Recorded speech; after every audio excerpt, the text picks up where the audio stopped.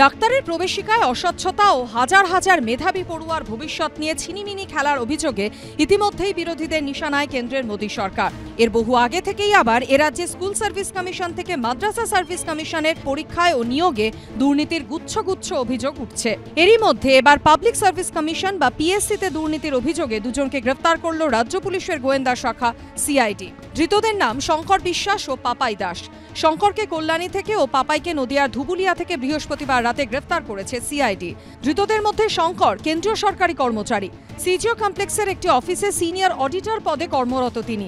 এর আগে পিএসসিতে food sub inspector পদে নিয়োগে দুর্নীতির অভিযোগ ওঠে।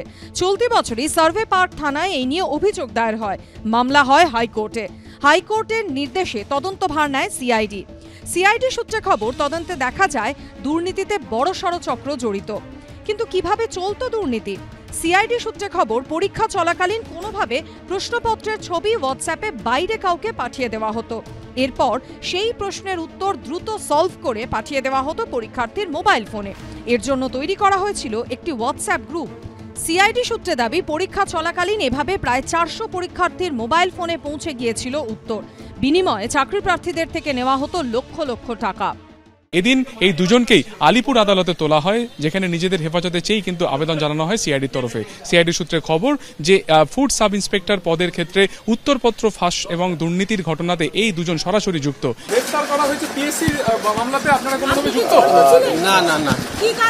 কি আপনার কি ভূমিকা ছিল? কোনো ভূমিকা নেই। সিআইডি সূত্রে খবর, ধৃতদের কাছ থেকে 11টা মোবাইল ফোন এবং বিভিন্ন ব্যাংকের পাসবুক উদ্ধার হয়েছে।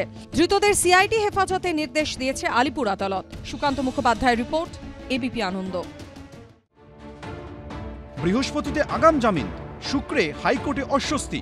নিউটাউনের রেস্তোরাঁ মালিককে মারধরের মামলায় তৃণমূল বিধায়ক সোহম চক্রবর্তীর বিরুদ্ধে তদন্ত চালিয়ে যাবে বিধাননগর পুলিশ কমিশনারেট। নির্দেশ দিলেন বিচারপতি অমৃতা সিনহা। 7 জুন রাতে নিউটাউনের একটি রেস্তোরাঁর ছাদে শুটিং চলাকালীন গাড়ি পার্কিং নিয়ে রেস্তোরাঁ কর্তৃপক্ষের সঙ্গে বচসা শুরু হয় শুটিং ইউনিটের লোকজনের। এরপরই রেস্তোরাঁ মালিককে বেধড়ক মারধর করেন তৃণমূল বিধায়ক ও অভিনেতা সোহম চক্রবর্তী। একে অপরের বিরুদ্ধে থানায় অভিযোগ করে দুপক্ষ। তার মধ্যেই তাকে এবং তার পরিবারকে হুমকির মুখে পড়তে হচ্ছে বলে অভিযোগ জানিয়ে হাইকোর্টে মামলা করেন নিউটাউনের ওই রেস্তোরাঁ মালিক।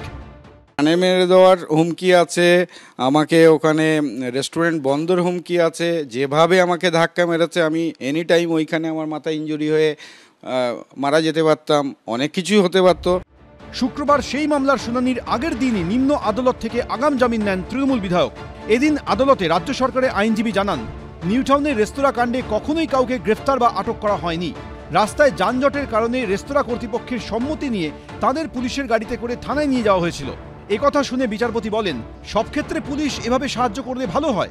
এদিন রাজ্য সরকারের তরফে আদালতে জানানো হয়, থানায় যাওয়ার পর রেস্তোরাঁ কর্তৃপক্ষ সিদ্ধান্ত নেন যে তারা নিজেদের মধ্যে আলোচনা করে সব মিটিয়ে নেবেন, কোনো এফআইআর দায়ের করবেন না।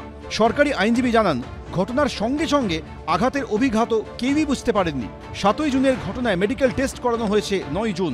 তিনি বলেন, এর মানে মামলাকারীরাও সঙ্গে সঙ্গে চিকিৎসকের পরামর্শ নেওয়ার প্রয়োজন মনে করেননি। পাল্টা মামলাকারীর আইনজীবী অভিযোগ করেন, পুলিশ জোর করে রেস্তোরাঁ কর্তৃপক্ষকে আটক করে থানায় নিয়ে যায় এবং কী মর্মে অভিযোগ করতে হবে তাও পুলিশই ঠিক করে দেয়। রাজ্য সরকারের আইনজীবী তখন প্রশ্ন তোলেন, 7 জুনের ঘটনায় কেন 8 জুন অভিযোগ দায়ের করা হলো? মামলাকারীরা এফআইআর দায়ের করতে দেরি করলেন কেন? সেদিনই কেন করা হলো না? এরা তো কেউ অসহায় গ্রামবাসী নয়।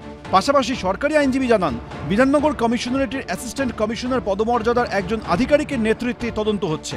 দুপক্ষের সওয়াল জবাব শুনে বিচারপতি অমৃতা সিনহা মামলাকারীদের নিরাপত্তা সুনিশ্চিত করতে এবং যথাযথভাবে মামলার তথ্য প্রমাণ সংরক্ষণের নির্দেশ দেন। বিধাননগর পুলিশ কমিশনারেটের গোয়েন্দা বিভাগকে তদন্ত চালিয়ে যেতে নির্দেশ দেন বিচারপতি। 4 জুলাই তদন্তের অগ্রগতি সংক্রান্ত রিপোর্ট পেশ করতে হবে কলকাতা হাইকোর্টে। সৌভিক মজুমদার, শিবাশিস মৌলিক, আশাবুল হোসেন, এবিপি আনন্দ, কলকাতা।